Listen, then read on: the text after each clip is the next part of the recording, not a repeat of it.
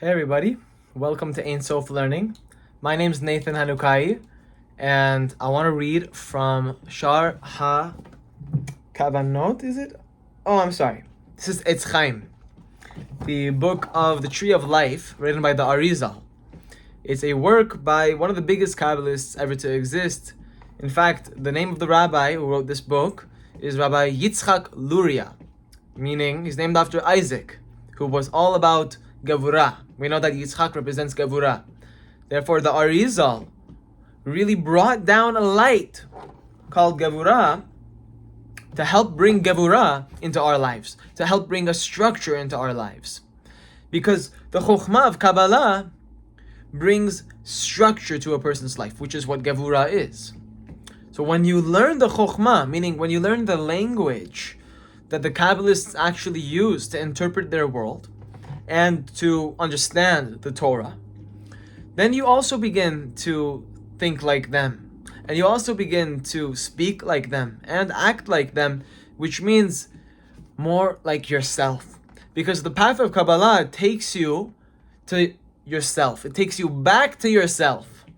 Because we dropped, we fell, we committed a sin somewhere in our turns of reincarnation, somewhere in our lineage, and it caused a big knock off the true path of Hashem, which was the path which incorporated the study of Kabbalah in the program. Because the moment you lose touch with it, it's much, much harder to get back. But when you do, you start remembering what life was like for your soul before you fell, and you start remembering who you are. That's what happens whenever you learn Chokhmat Kabbalah, the wisdom of Kabbalah. Anyways, just wanted to give you guys that introduction. So let's just begin his excerpt, which again is coming from Eitz Chaim, Shar Vav, Perek Chet, That means gate 6, chapter 8. V'zeh leshona, and this is the language. Shebe hitpashet haor leha'ir lemata. When the or, the light, meaning the energy of Hashem, comes downward, it shines downward. הוא שיש לו חשק להשפיע תוספת נשמות חדשות בתחתונים. It says that any time that Hashem wants to give light to the lower worlds, it means that he has an urge to give the addition of new souls to the lower realms. Neshamot chadashot. This is very important. People mistake this all the time. They make this mistake. They think that light is some sort of a physical thing. They start thinking that the chokhmah, that the wisdom of Kabbalah speaks your language. No. You have to reprogram the way you understand the world. Kabbalah is coming to teach you the correct understanding. Therefore, you have to remember that light is not something physical. It's not something that you have experienced it. You have experienced this light before. And every now and then we get a glimpse. Why do we say a glimpse? What is this glimpse? We got we feel a taste of what it was like to be with the light. That's really what it means. Deja vu is a memory that you're reminded of by seeing something in your life in the physical world. Meaning, you start to see where this exact moment, this exact feeling, this exact test was at a previous time. That's what deja vu is. It could be that you've experienced that moment in a dream, because dreams contain prophecies for events that are going to come in our future. So, if you feel deja vu, it could be it's because of the dreams that you have seen this moment before. You feel like you've lived that moment before. That's what deja vu is. So anyways, so what is light then? And he's explaining it here. In reality, it is neshamot chadashot. They're new souls. That's what light is. Whenever the physical world receives light, it means that it receives additional souls. More neshamas come into the world. That's what it means for light to enter the world. So it says that Hashem really has the urge to give the addition of new souls in the lower worlds, in the tachtonim. Tachtonim means the lower dimensions of creation, the lower dimensions of consciousness, which is where we live. The physical world is the lowest dimension in terms of levels of consciousness. So it's saying here that any time that we arouse our desire to receive that light, it causes the release of blessings from above to below. Those blessings, as we said, come in the form of new souls. You cause new souls to enter the world, which means more power for the side of Kedusha. You're increasing, you're strengthening the power of Kedusha. Kedusha means holiness. Because you know that there's a war happening in this world. The war happens really within us, but what we see happening in the physical world outside is a consequence of this spiritual war, which I'm really talking about. The spiritual war is between the forces of holiness and the forces of impurity. Each side has ammo in this game of life. And they constantly are vying to get each other. The side of impurity desires to kill the side of holiness.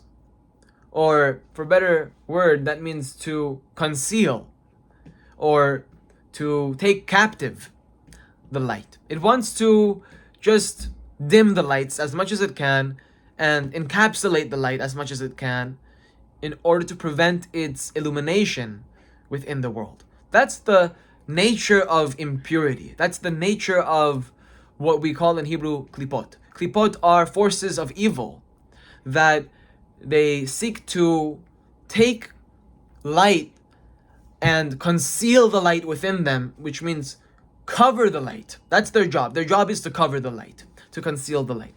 They are coming from the side of impurity. They're not here as a positive force.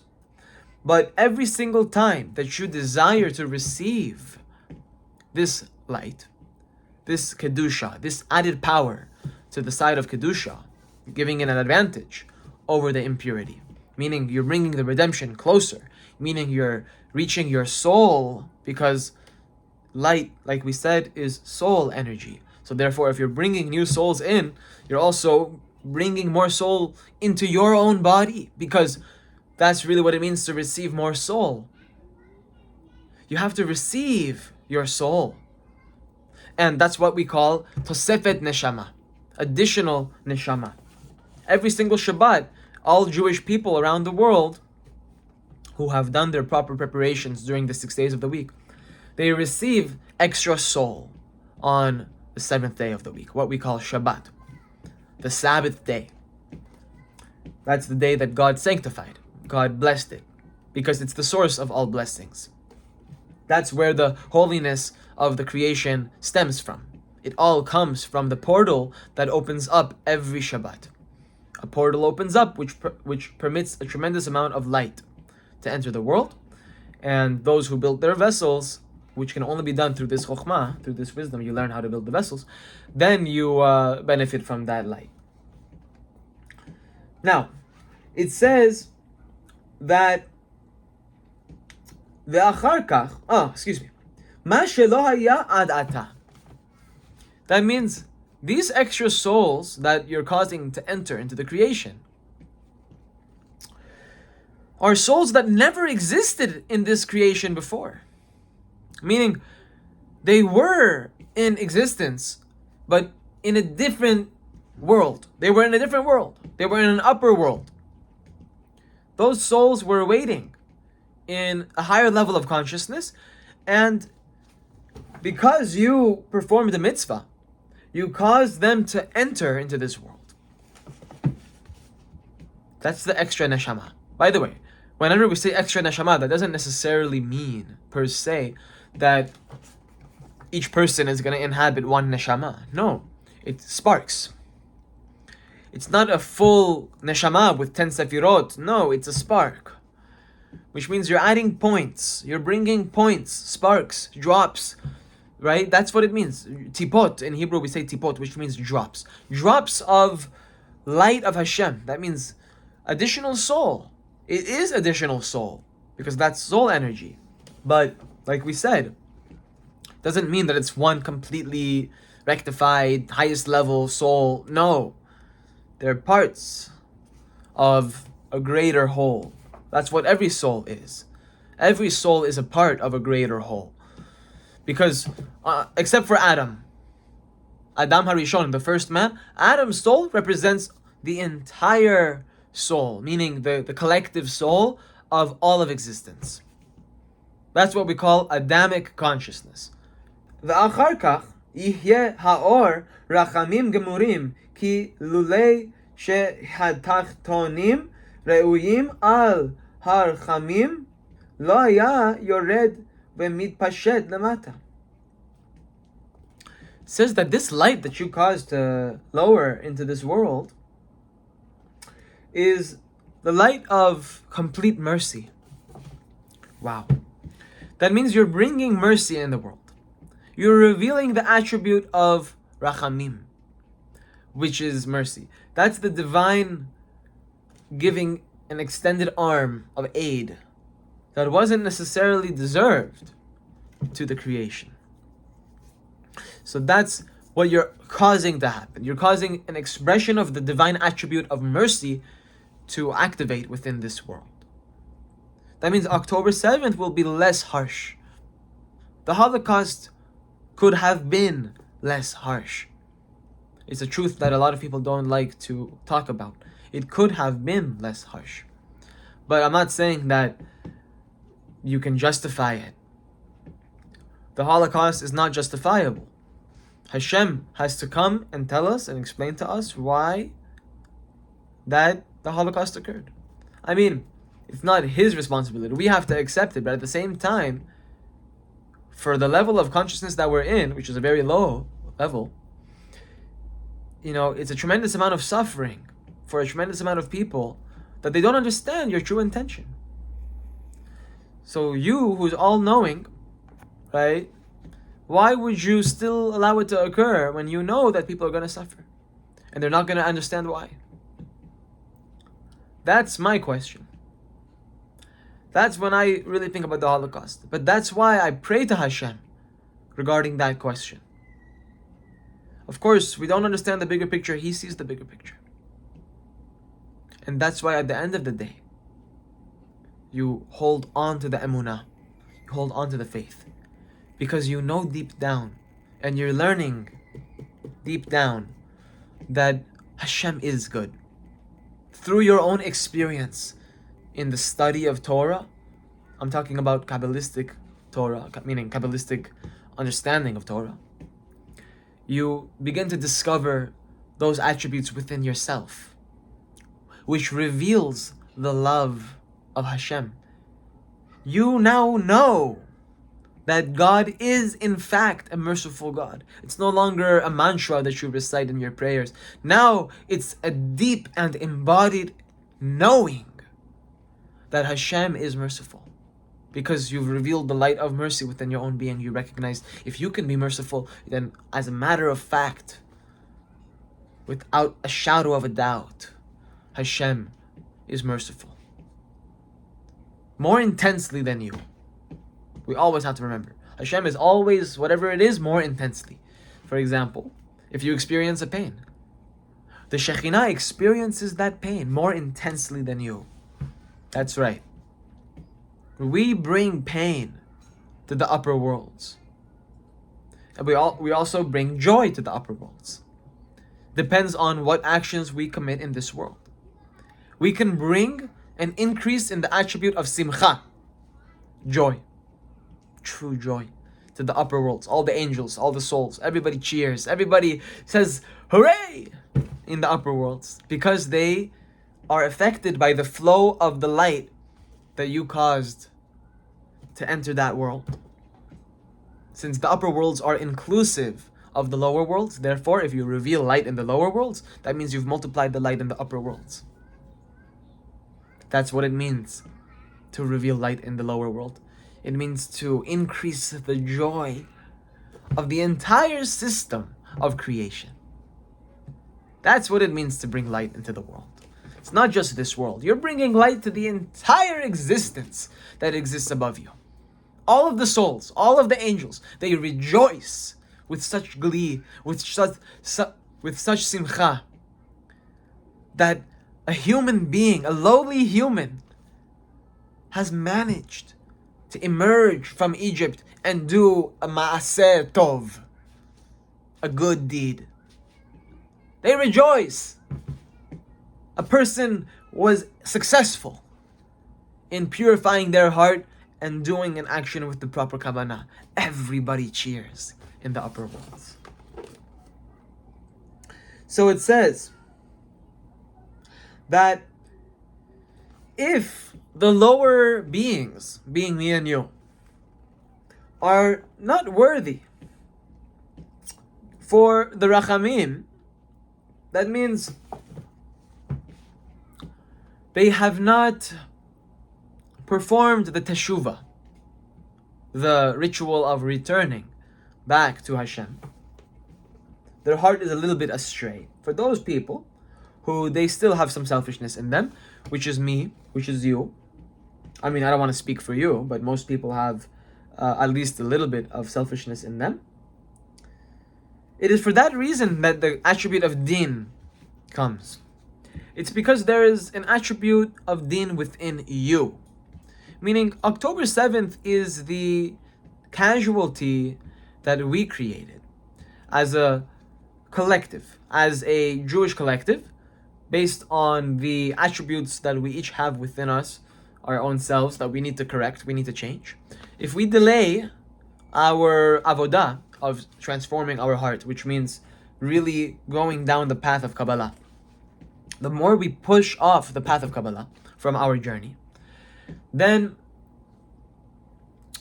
you are really bringing upon yourself this din, because you're bringing upon yourself the reflection of what exists within your own heart, which, ready or not, here I come. Hashem is being revealed. Either times get better for you, meaning you experience the light of Hashem increasingly over time, or it's the opposite, because you have gone so far down into the impurities of the world, in your perception of reality, in the narrative that you live your world by, that you interpret every attempt to help you as another reason not to come back. There's a lot of Jews that are pro-Palestine, pro-Hamas, pro-jihad, pro-terrorism. Meaning, even if they're not aware, they're still supporting the terrorists. Even if they're doing it because they think they're doing it out of love for the Palestinian people. At the end of the day, what they're really doing is unknowingly support the terrorists. So, they're all in the same group. But you have to differentiate between the leaders and the slaves. You have to differentiate between the masters and the slaves. You have to know who is the puppeteer in this narrative shift. And that is the leaders of Hamas. Meaning, those are the leaders of Iran, who their agenda is very, very serious here. You see, they can recognize more than anybody else that the Jewish people are a divine people. They know that. But where they're going wrong is that they're neglecting to learn from their past life.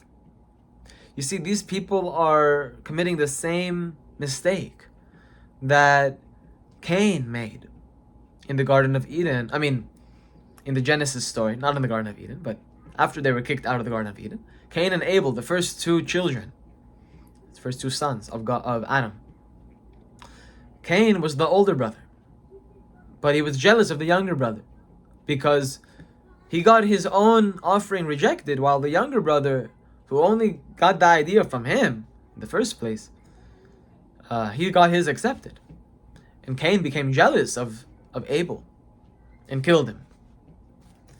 So that's in many ways the same way that this conflict in the Gaza-Israel war is really shaped by this narrative. It's really the same energies at work.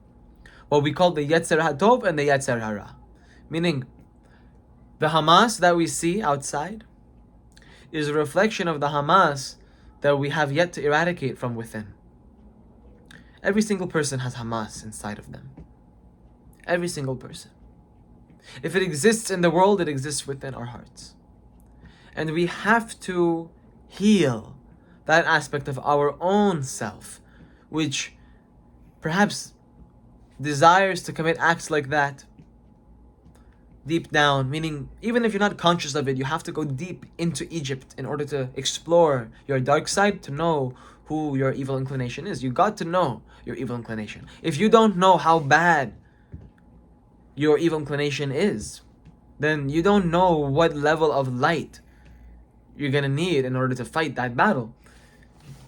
The Chokhmah of Kabbalah brings you the light. How do you get the light in order to beat this Yetzer Hara? It's through the light that you reveal within you from the study of Kabbalah. That means it's an internal work. Kabbalah is not just a book. Kabbalah is internal work. So the amount of revelation of new soul, additional soul, which we were talking about this whole time, that you bring within your own being, whether in your mind, your heart, or your body. Ultimate level is the body. But first you got to bring it to the mind. Then you bring it to the heart. Then you bring it to the body. But the way to bring this light down is through the study of Kabbalah. That means Torah. Kabbalah is Torah. But the reason I specify Kabbalah, as opposed to just Torah in general, is to really specify and illuminate this one idea, which is what the Zohar says, that the only way that we can merit to be redeemed from this exile that we're currently in a merciful manner, is through the study of Kabbalah. It's the only way that the exile is going to come in a merciful manner. That's what the Zohar says. And the neglect thereof, of this study, causes all of what we see happening October 7th. What was the Holocaust? What was October 7th? These are events of din, meaning that we failed to sweeten those judgments. Because everywhere we see din in the world, it could have been prevented. Everywhere we see din. So it depends on our own stubbornness of going inside to sweeten our own judgments. So that way we can cause a sweetening of the judgments that we're seeing in the world at large. Bring more mercy, divine mercy. What's mercy? Mercy causes more time. God gives you more time to give you a chance to do teshuvah. And if you do teshuvah, you can stop it from happening. You can prevent the bad event from occurring. Meaning, in the merit of those who did teshuvah, Hashem delays the dinim and gives you a chance to do the teshuvah. And if you don't do the teshuvah, meaning if the collective doesn't do teshuvah during that time, then it's gonna come in another time. So you can't avoid it. But if you do the teshuvah, if everybody does the teshuvah, you're gonna delay it until it's completely out of scope. And you bring the Mashiach with a merciful manner. That's what it means to bring light into the world. So I wanna speak more about this. Maybe we'll talk about it another time. But I hope everybody enjoyed the message here. Remember that we are discussing concepts from the wisdom of Kabbalah, which is Jewish mysticism. The Jewish people need to learn this wisdom, and the neglect of the study of the Kabbalah is really the core reason for the prolonging of the redemption. We have to get this point out there. This message needs to be heard because the Zohar is very clear. My rabbi and the sages that are studying this wisdom very intensely understand very clear that the only way out of the exile in a merciful manner, the only way to bring Mashiach, the only way to truly prevail over our Yetzer Hara, meaning our own evil inclination, and eradicate evil from the world without the need of pain and disease and illness and suffering and misery, is through the study of the secrets of the Torah. In the merit of the study of the secrets, Hashem expounds an extremely intense amount of mercy.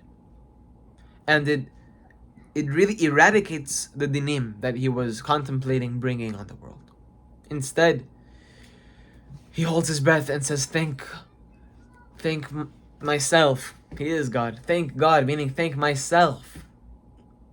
Meaning, he expresses kindness toward the creation.